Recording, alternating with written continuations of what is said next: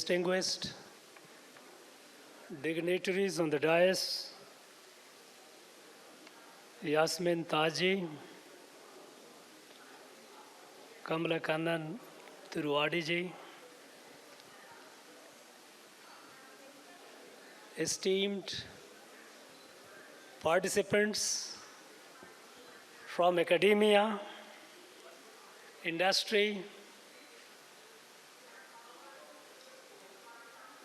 from policy ecosystem, gracious ladies and gentlemen, Vanakkam, Namaskar.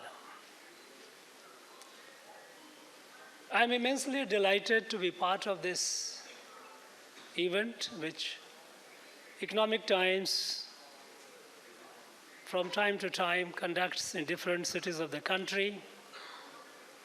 And this time they have chosen to do in our city, the beautiful city of Chennai.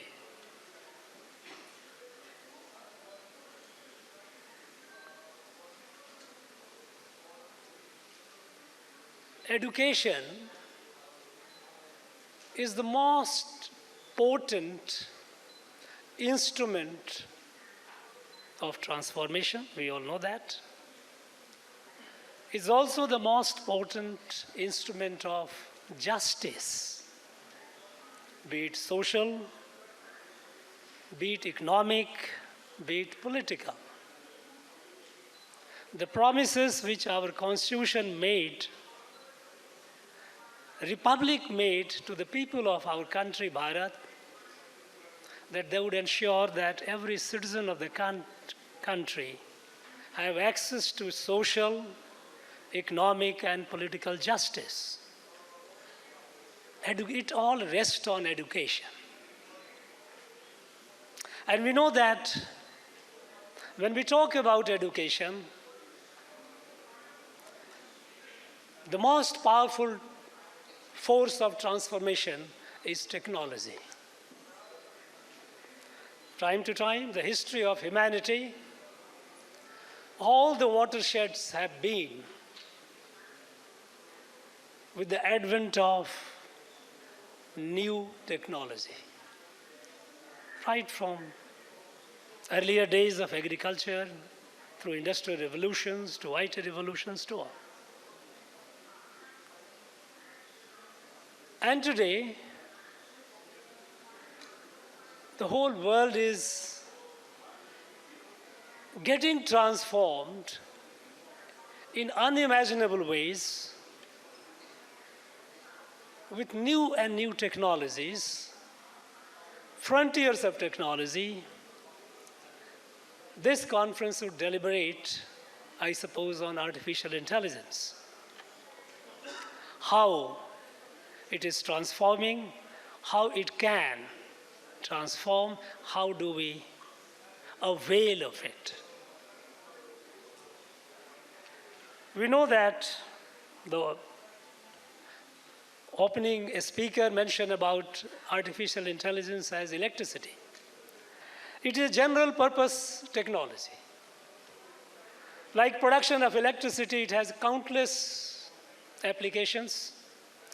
Similarly, artificial intelligence is a general purpose technology which has countless applications. Name a field, it is there.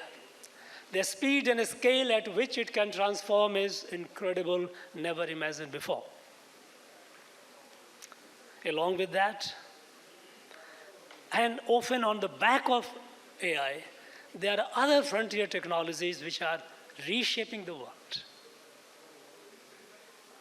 And we cannot be oblivious of those technologies as well. Quantum computing, synthetic biology, through which, by synthesizing and creating creatures,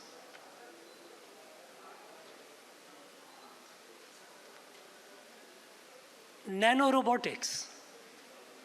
We have been talking about robotics, but there are people who are working on nanorobotics. You can imagine how the scenario is going to be like. And there are people who are working at picotechnology, We know that nano is 10 to the power minus 9. But pico is 10 to the power minus 12. Look at how at the subatomic level engineering technology is evolving.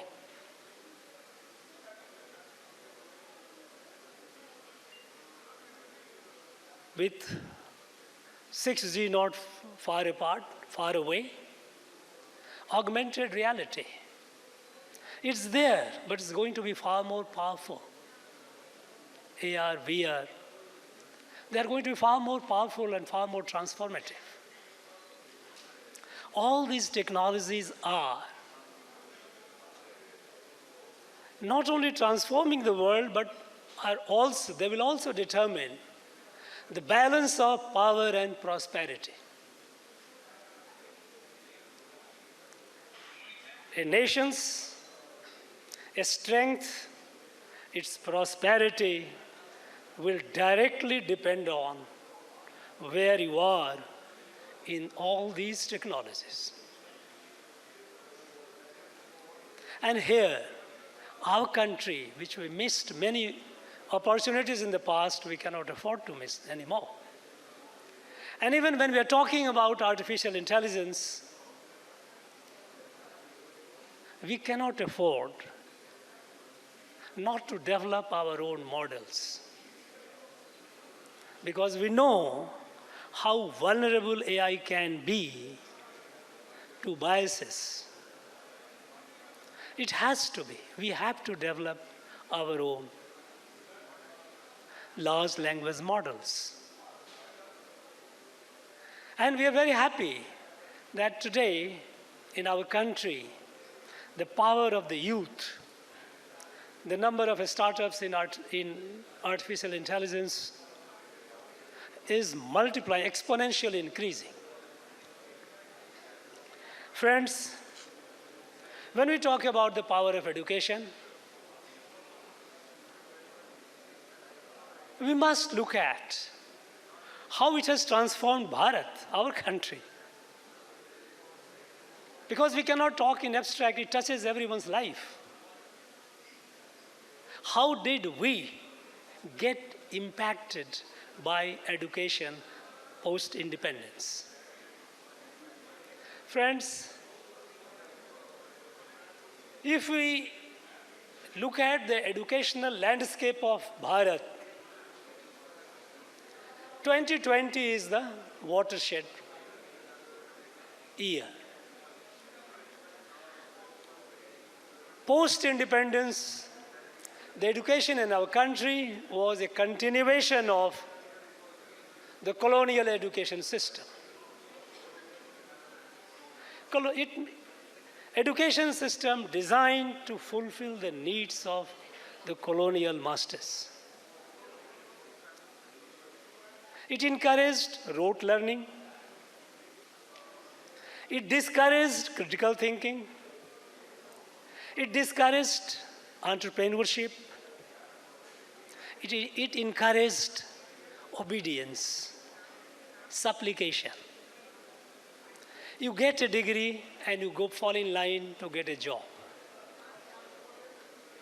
That system continued. And technically, we had two education policies, one in the 60s, another in the 80s. But they were essentially continuation of the same policy with minor tinkering here and there. It continued to be a system which produced large number of degree holders, certificate holders,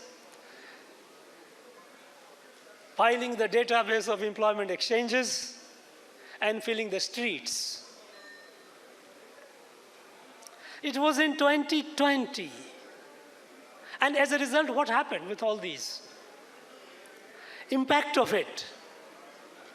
In 1947, Bharat was the 6th largest economy in the world. At the time of colonization, at the beginning of colonization, we were the topmost economy in the world. Through all the exploitations, we dipped. but still we were 6th. But by 2014, we dropped to 11th. We became poorer and poorer. In the domain of knowledge, intellectual property, since there was the education system did not encourage critical thinking, innovation, entrepreneurial spirit in the world intellectual landscape. In intellectual property, we were nowhere. Until 2015-16, 17, in WIPO, World Intellectual Property Organization's report, if you look at, Bharat does not figure anywhere. So we became economically poor. We became intellectually deficient, poor. And it had an impact on even our national security. Because even for national security, we were so overwhelmingly dependent on supplies from the foreign sources that we were not able to take care of our security of our nation, our people. So this old education model had taken a very heavy toll on our nation. But after perhaps the most comprehensive deliberation involving all stakeholders from every domain, not only academia, not only industry, society, non-government organizations, all walks of life. Lakhs and lakhs of people contributed to the framing of the national education policy, which fundamentally changed the total grammar of education in our country. Instead of rote learning, it is a skill-based. Knowledge which you can use. It's not used as bookish knowledge. We are in Chennai, and how can I ignore the great Thiru, his teaching on knowledge.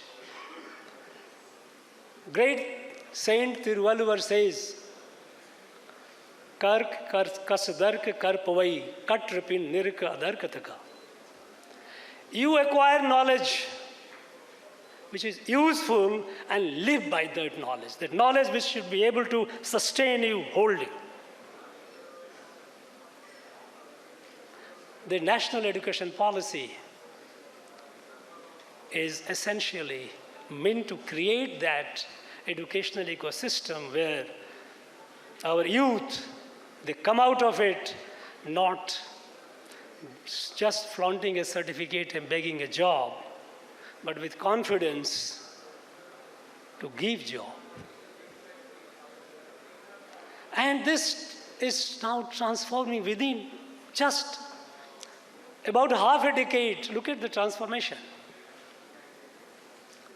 In WIPO report, World Intellectual Property Organization report, 2024, 2025 is yet to come. From nowhere in the reckoning, we have come to the 6th position today. Earlier we were in decimal, 0.5, 0.6. We have reached to about nearing 3% of the total intellectual property created in the world. Our share is nearing, but if you think of it, 3% is far below. China has 46% plus. United States of America has 18%. But if you think of the jump from 0.5, 0.6 to 3%, it's a quantum leap. And I'm sure that our youth, enabled by the enabling ecosystem, they will be able to do wonders and will take the intellectual leadership of the world. It is happening in every domain. All the domains that I mentioned about the frontiers of technology, you look at the startup. Where were we in the startup ecosystem about a decade ago? The whole country put together not even 500 startups. Today we are touching nearly 2 lakhs. Scores of them have become unicorns. Every domain, be domain, artificial intelligence, quantum computing, space technology, every field, robotics, every field, our youth is doing wonders. And that is how, by 2047, the mission that the nation has taken upon itself to fulfill it, that Bharat must be a fully developed Rashtra. The result of all these our indigenous knowledge creation, technology, industry getting into it, we have seen a spectacular demonstration of it in Operation Sindoor. How did we defend our nation at a critical time against a nuclear-powered country with pride? This will go down the history of the world, military history, as a case study when a war between 2 nuclear powers could end in decisive victory within short-shift 4 days. No one has any doubt about it who won the war. It happened because it was our people who created the technology, our industries which created the air defense system, that all these hordes and hordes of their unmanned vehicles, their drones and all could be neutralized. This happened. So this is the power of emerging new India in a new environment which believes in or encourages entrepreneurship, critical thinking, confidence and dare to challenge. Not to accept what is given as a destiny. This potential was there in our country. It's not that it wasn't. But somehow we didn't allow it to grow. In this, our journey, the great journey to be a fully developed Bharat, a self-reliant Bharat, in the next 2.5 decades, our state, Tamil Nadu, has a great role to play. The country has great expectations from Tamil Nadu because we have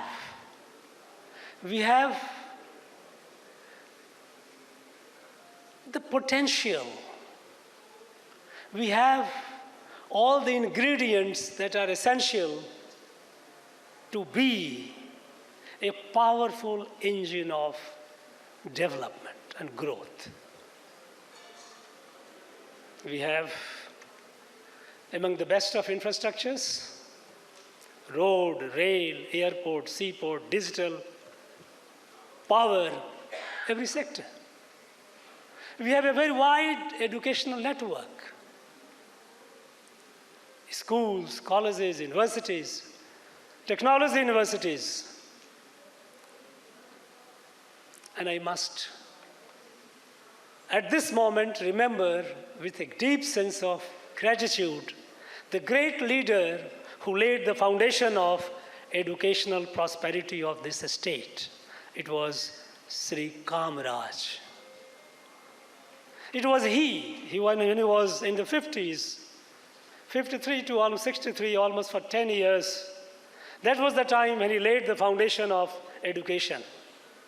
Not only he brought IIT Madras, but he ensured that every village has a school. A student of that village does not have to go and walk to some other school. We were poor. To ensure that there is no dropout, it was great Kamaraj who introduced the midday meal. Unfortunately, we don't have his family legacy who can recount all these things. We are tending to forget him. It was he who laid the foundation of industrialization in this state. All the big industries, Naval Lignite Corporation, huge industry, which produces huge power. Already armored vehicles unit, which produces heavy, military vehicles. You have our refineries, numerous industries, big industries. This great man had a vision.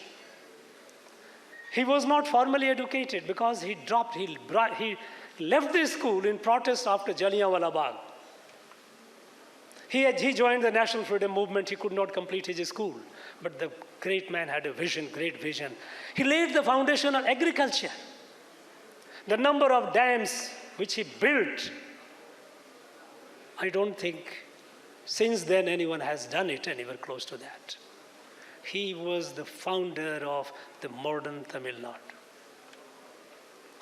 In education, he created the system of aided education. The first innovation, look at this. It's not only that, midday meal, but aided schools and colleges. Because the government at the time had very limited resources. He says, why not you tap the people's resources? He said, those who are willing to do, you start your college. Certain disciplines, you appoint the teacher, we will pay the fees. To that extent, we share the responsibility. The rest is your management. And we have a large growth of aided colleges and schools. It was a massive transformation that it did. And today when we say that we have the GER of more than 50% gross enrollment ratio, we proudly say because we have a sound base, education base.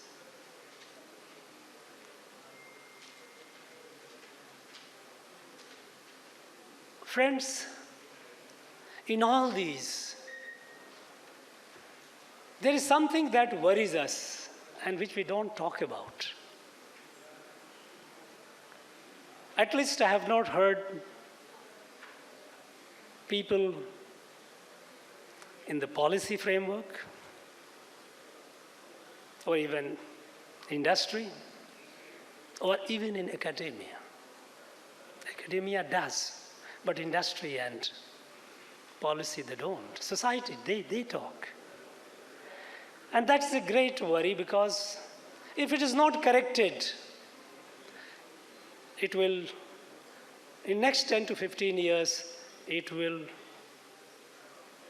take a heavy toll on our, not only education, it is already taking a toll, but our economy.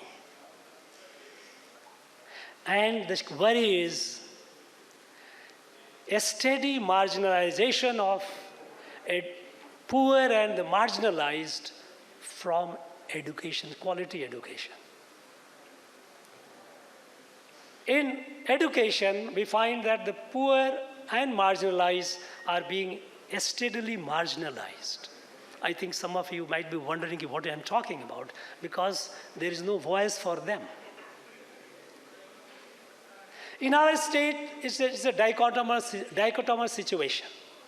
We have one stream of deemed university. We have private schools. Another, we have public-run institutions, state-run universities, colleges, and schools. The deemed to be universities and the private schools, they are doing quite well. In fact, higher educational institutions are competing with the best in the country.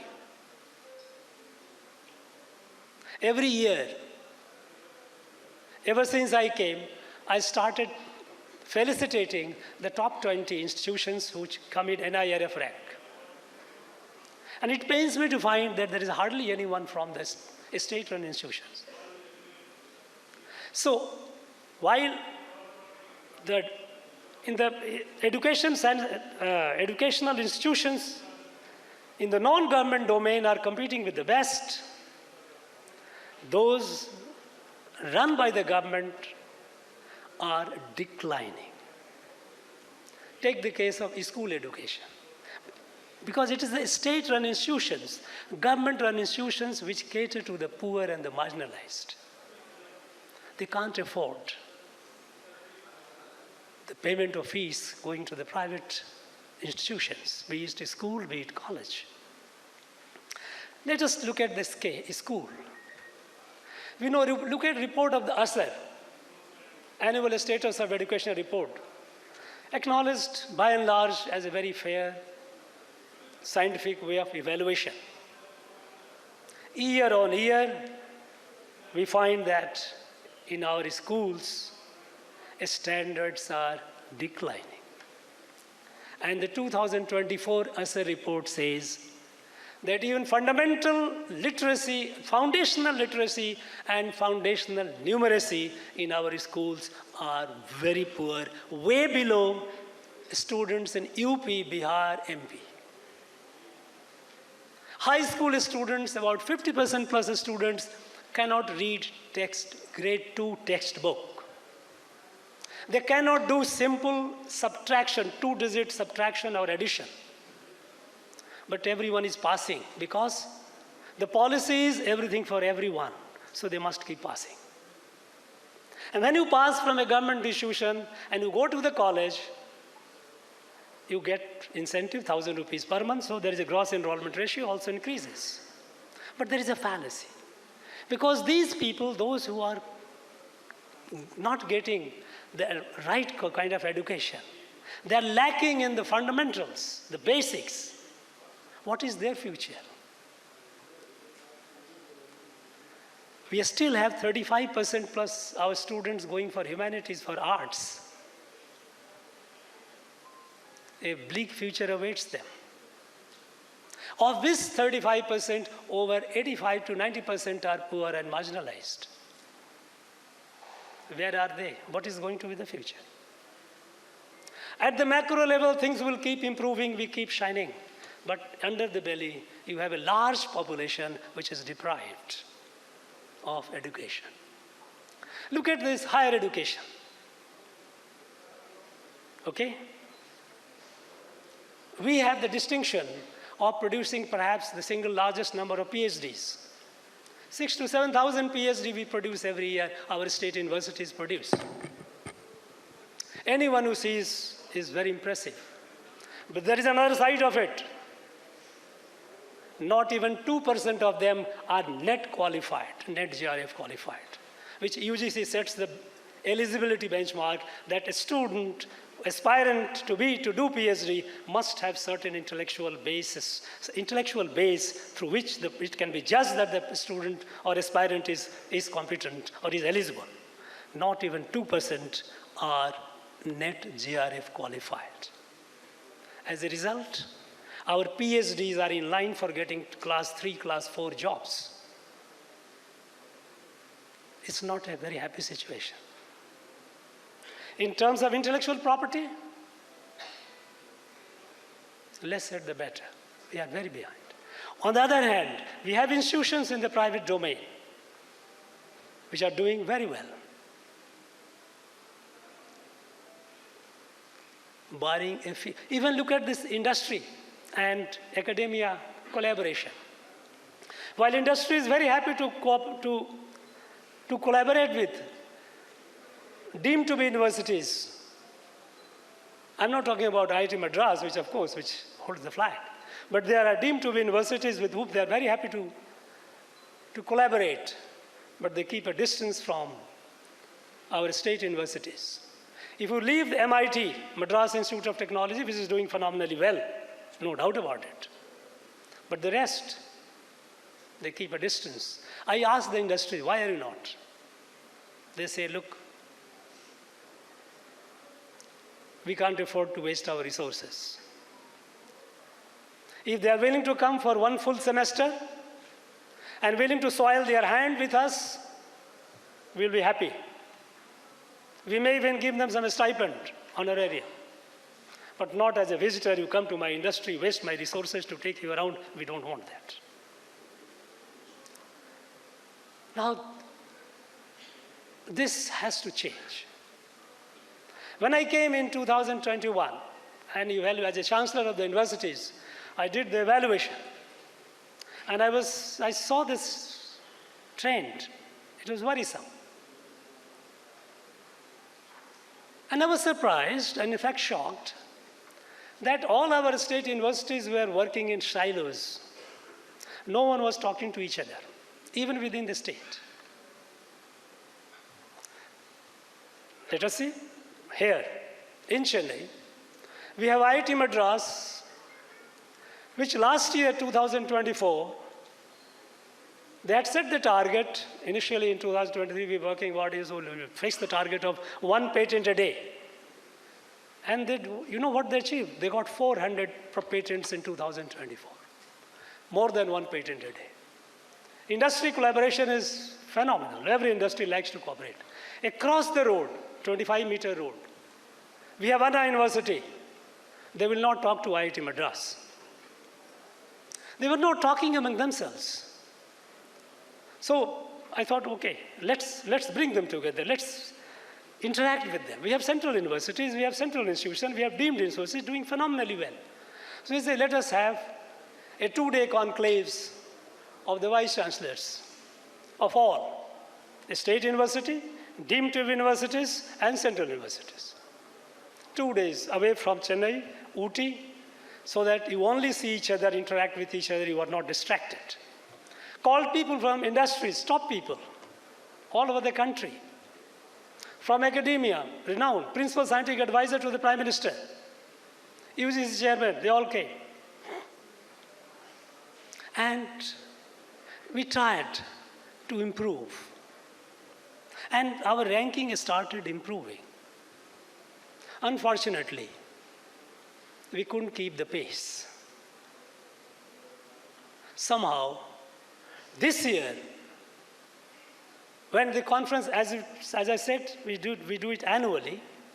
This year, when the vice chancellors of the state, all these vice chancellors from all the deemed university, state university, and central university were to meet, a state university vice chancellors were threatened by the government, by the minister. If you participate, you will have a consequence. And vice chancellor, defying that, they reached. But they had a midnight knock by the police. We have an FIR against you. If you participate in the next morning conference, you will not be able to go home and meet your family. So they called me, say, sir, this is, I told them, no, don't go to jail, you go to a family. But who is the loser? In this, if our state university, which is catering to the poor and marginalized, a state-run schools which are catering to the poor and marginalized, if their quality is deteriorating, who is the sufferer? And in a knowledge-driven world and economy, they will not be able to even be a digital coolie, because for that also you need certain degree of awareness. This is something that we need to worry. And for a Viksit Bharat, for a fully developed Bharat, and fully developed Tamil Nadu, it is imperative, we have no option, but to take care that every youth has the opportunity and access to quality education. It must change. That and that alone will ensure a Viksit Tamil Nadu, a developed Tamil Nadu, and a developed, fully developed Bharat. I'm sure your day-long deliberation will come up with some new ideas. The churning will bring up some useful tips and tools for our participants, which we will be able to disseminate among others, which will help raise the quality of our education. Thank you very much. Jai Bharat.